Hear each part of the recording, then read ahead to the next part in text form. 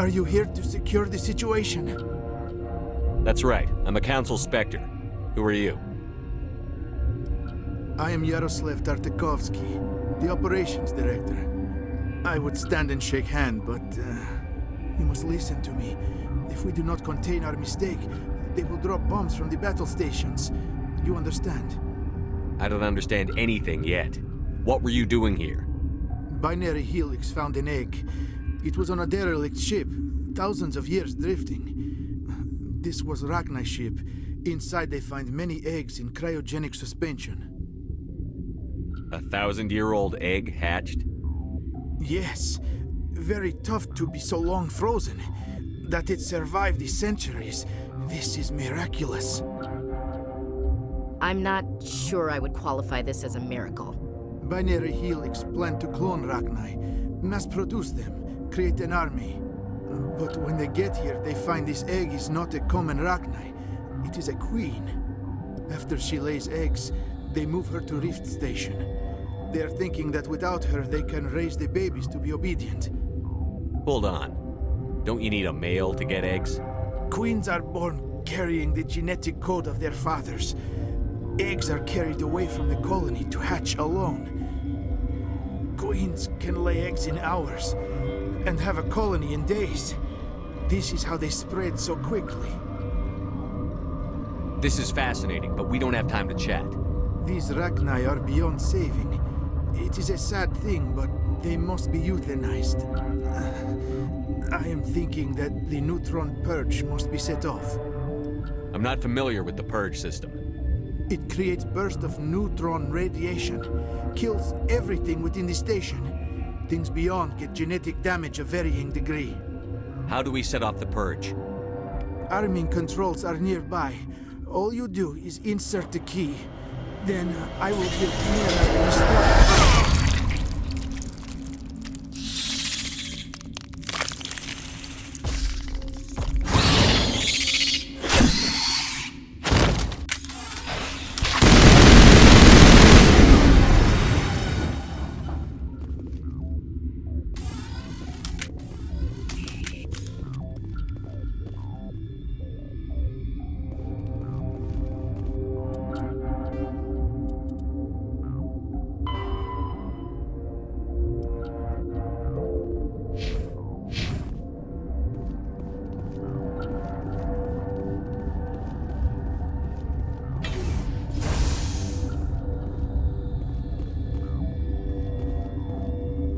Connecting. I have full access to the facility and am at your disposal. What's the status of the facility? Containment breach in Laboratory Pod Gamma. The neutron purge system is functional, but has not been armed. What's the status of the facility? Containment breach in Laboratory Pod... Activate the neutron purge. I'm sorry, but I can't do that without proper code authorization. Code input, 875-020-079. Code Omega, local execution. Verified. Code Omega execution in 120 seconds.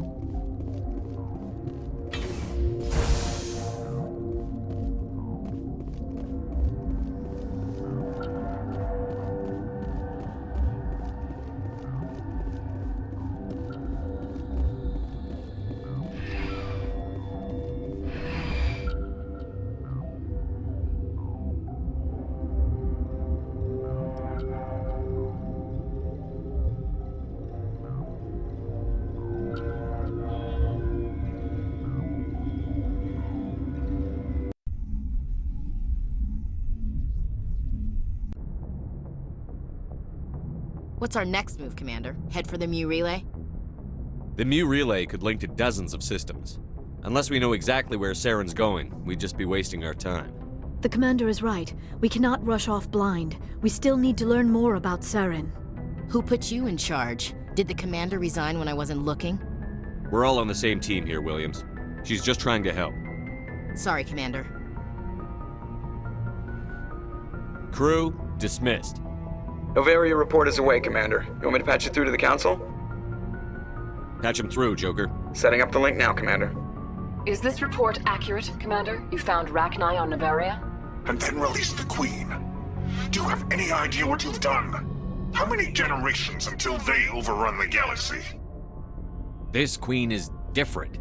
She understands why her kind had to be wiped out last time around. I hope you're right, Shepard. My children's children will pay the price if you're not. We'll be waiting for your next report, Commander.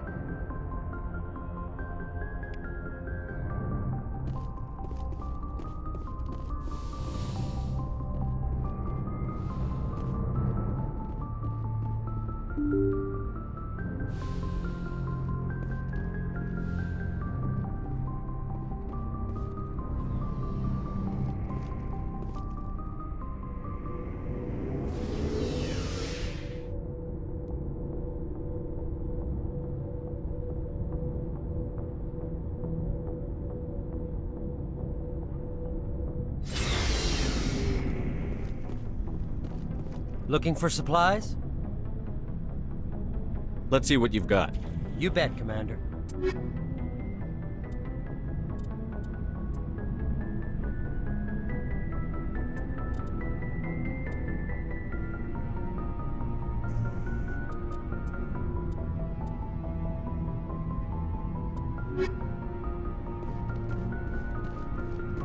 Commander, good to see you. You've been with CSEC a while.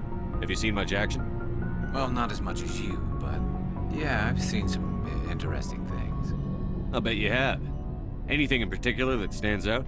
I remember this Solarian geneticist I was sent to investigate. That case was a bit disturbing.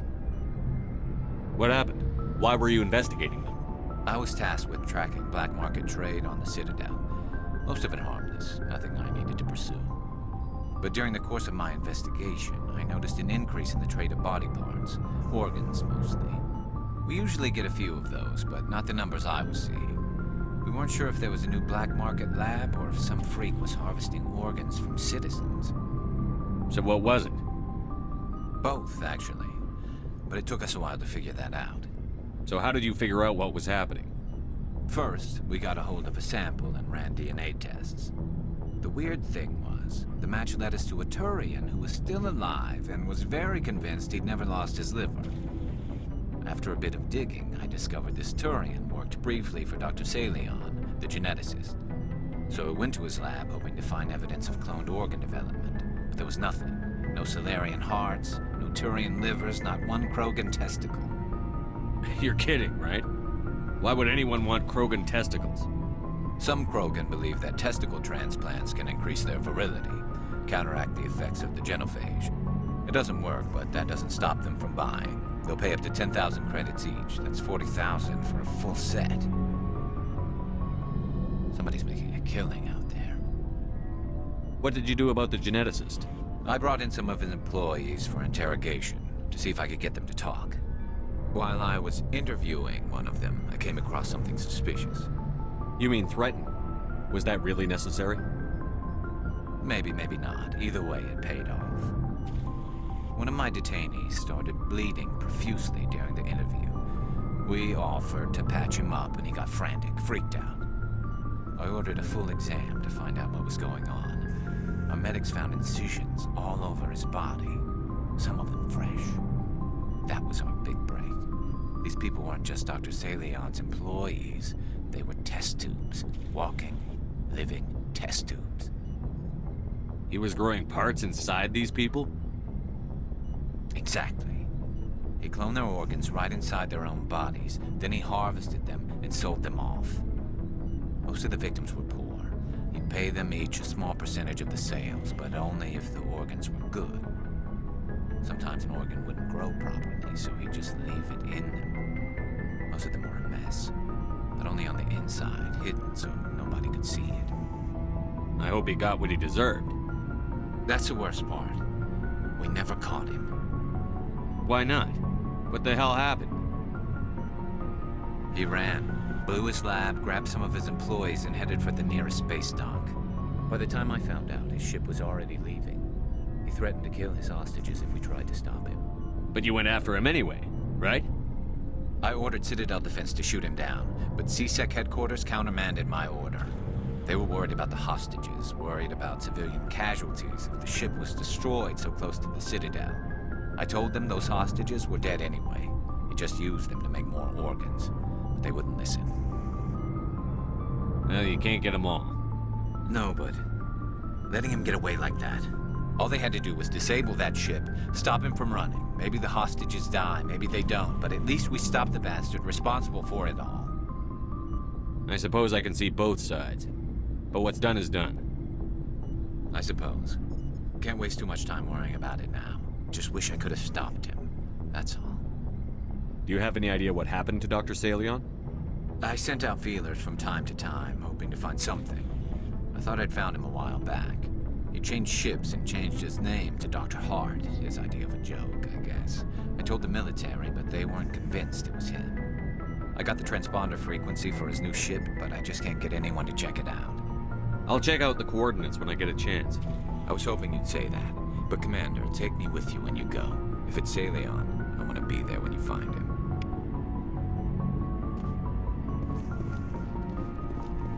Oh, before I go, you said you're serving with Commander Shepard now? We saw him on the news here. He's cute. Later, sis. Tell me you didn't hear that. Afraid I did. Oh, shoot me now. One of my sisters. That's Sarah, the youngest. Surprised to see you here, sir. Thought you'd be chatting up, what's her name? Tassoni? Liara? Why would you think that? Scuttlebutt says you got a bit of a thing for her. I could understand why. The crew's off limits with the regs against fraternization. And at least she looks like a woman. You think I'm interested in Liara because she's the only one I'm allowed to date? So you are interested in her? Of course, it could be politics. Alien diplomat's daughter, us under orders to make nice with the bug-eyed monsters. What's up? You didn't come by to eavesdrop on Family Mail. Your family seems to be important to you. Yeah, we've always been close. Me and my sisters especially. With Dad on duty so much, I had to help Mom raise them. I was an only child, but I get the idea. At least one of my parents was always on duty. Yeah, military families, eh?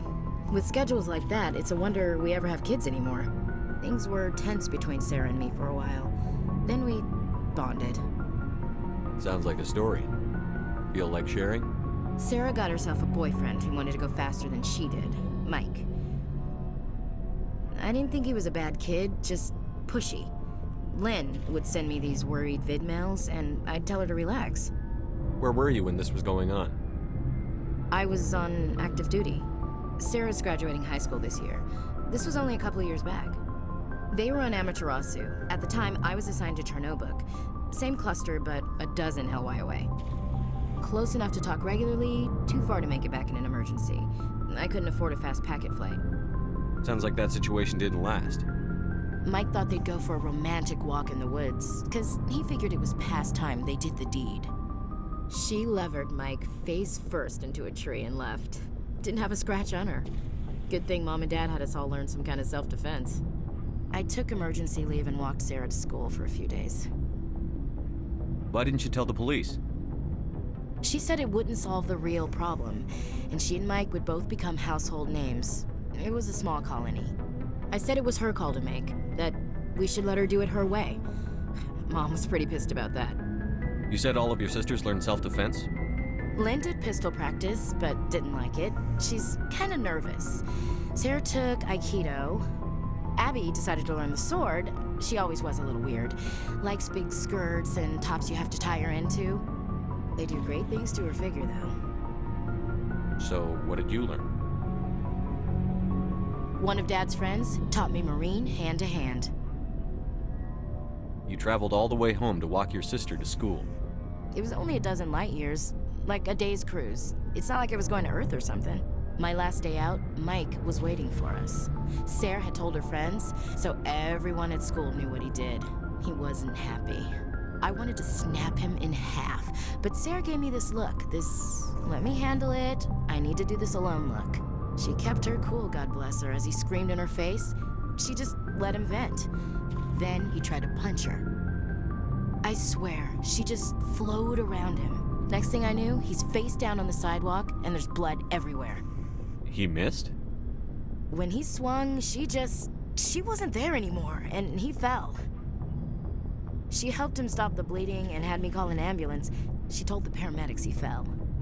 Before they took him to the hospital, Mike touched Sarah's arm. I thought he was gonna end up on the ground again. But he hung his head, whispered, "I'm sorry," and started crying. And she hugged him.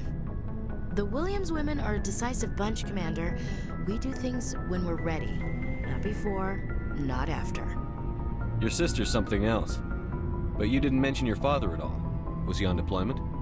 Dad always wanted to serve in space, but he wanted us to have real ground under our feet. He'd say, space is beautiful, but you can't raise a family there.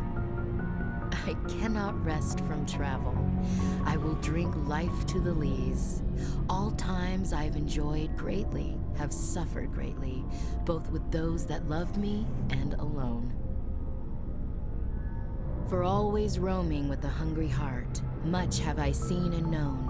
Cities of men and manners, climates, councils, governments.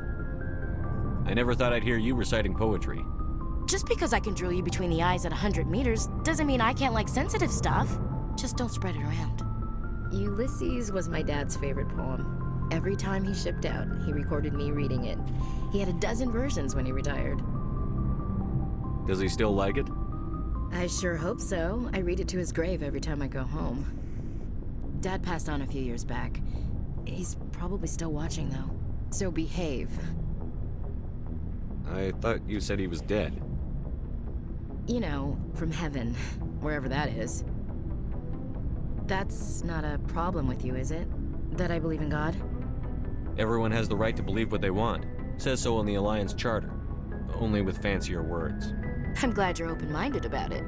I've met a few people who are really weirded out by my faith. Because I work in space, I can't believe in a higher power? Jeez. Hello, have you people looked out the window? How can you look at this galaxy and not believe in something? I should get back to my duties. Didn't mean to take up so much of your time. What's your opinion on the last mission? You mean the Rachni, right? Like I said, the Rachni are dangerous. They proved that 2,000 years ago. I think it was a mistake to let them go. But that wasn't my call to make. It was yours. You know, you really should talk to Tisoni about her mom. She has to be hurting. Just saying, Skipper. We'll talk later, Williams. Looking forward to it, Skipper. What do you want, Shepard? Why did you become a mercenary? Lots of reasons. Such as? Such as, I needed to get out of our system. I needed to eat. I needed to survive. Why not stay and help your people? I tried to help. That's why I had to leave. What happened? I was betrayed. I was head of a small tribe. We were trying to restore order after the war, but the other tribes were against us. They followed Jared, one of the few warlords who survived the war with the Turians. But he was old, and so were his ideas. He wanted to continue the war. He wanted us to fight. Turians, Solarians, each other. It didn't matter who, as long as we were fighting. What did you want? I just wanted Jared to shut up, to stop his ranting. I wanted him to stop leading the tribes astray. But he couldn't understand how much things had changed. We didn't have the numbers to go to war. Even if we did, the genophage made sure we couldn't replenish our numbers fast enough. I told him all to forget about war. We needed to focus on breeding, at least for one generation. And for a while, we were getting through. Some of the tribes started coming around. I take it the warlord didn't appreciate that. No, he didn't. He arranged a crush with the tribes. A meeting on neutral ground. He wanted to talk. We met at the Hollows, near the graves of our ancestors. The skulls of our dead laid bare to remind us where we come from and where we all go. It's as sacred as any Krogan place can be. Violence is forbidden. It sounds like a trap to me. You must have suspected as much. I did. But when your father invites you to a crush, well, there are some laws that even we hold sacred. Jared was your father? He was. Until that day. We talked, but we didn't get anywhere. When it was clear that I wouldn't join him, he gave the signal. His men leapt from the graves of our ancestors like Krogan undead. The few that were loyal to me died quickly. I escaped with my life, but not before I sank my dagger deep into my father's chest. That is why I left, and that's why I'll never go back. You must have family other than your father. Don't you miss them? You trying to make me cry, Shepard? I've got some unfinished business with my family, but that's all. What kind of business? Before I left, I made an oath to my father's father. I swore to recover my family's battle armor.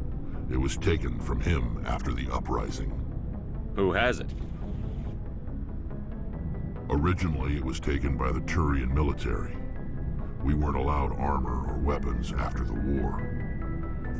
Now, it's in the hands of Taun Actus, a Turian scum who collects relics from the war. He's made millions selling Krogan artifacts that were stolen from my people. He's got several bases where he stores his goods, all fortified and guarded. I just don't know which base has my family's armor. Just tell me where to start looking. I'll upload the data to your nav system. But Commander, I want to be there when you find him. So long, Rex. Shepard.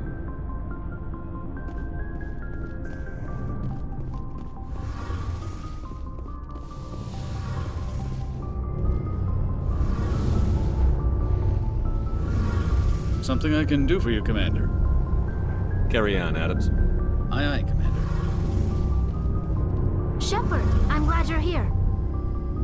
Good to see you smiling again, so to speak. I'm sleeping much better now. I guess I'm getting used to how quiet your ship is. I still think a lot about my pilgrimage, though. I know Steren's our top priority, but with all the worlds we go to, I was hoping to find something to bring back to the flotilla. What are you hoping to find?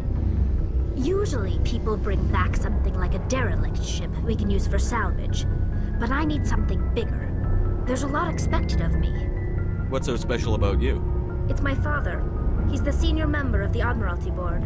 He's one of only 5 people who can overrule the decisions of the Conclave for the good of the migrant fleet.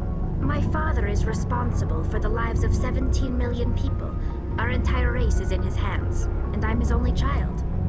So are you some kind of heir to the Quarian throne or something? No, it doesn't work that way. My father's position isn't hereditary. I'll probably never serve on the Admiralty Board myself. Officially, I'm just the same as any other citizen. But it doesn't work that way in practice. People have always treated me differently because of who my father is. You must get all kinds of special privileges.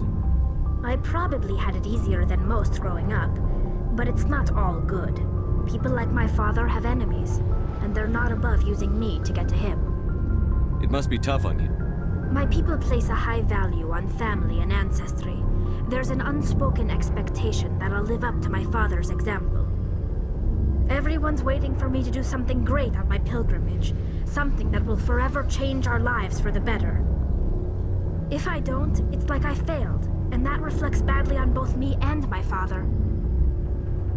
The work you're doing here is more important than anything any Quarian has ever done before. Yes, I know. But you have to understand Quarian culture. We're a very insular society. The events beyond the flotilla don't much matter to the average citizen. Our greatest dream is that one day we'll return to our homeworld and drive out the Geth. But even if we stop Seren, that's not going to happen.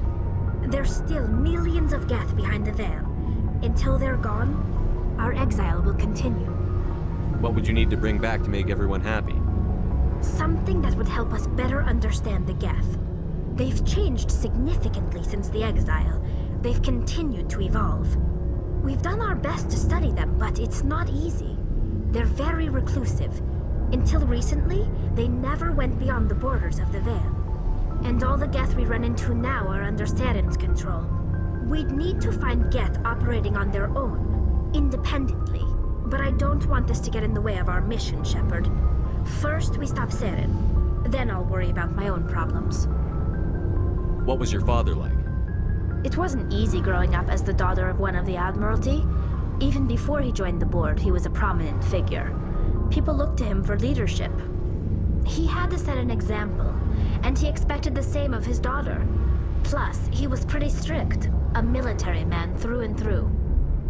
He never allowed me to settle for anything less than excellence. As a kid, I sometimes felt like he was pushing me too hard.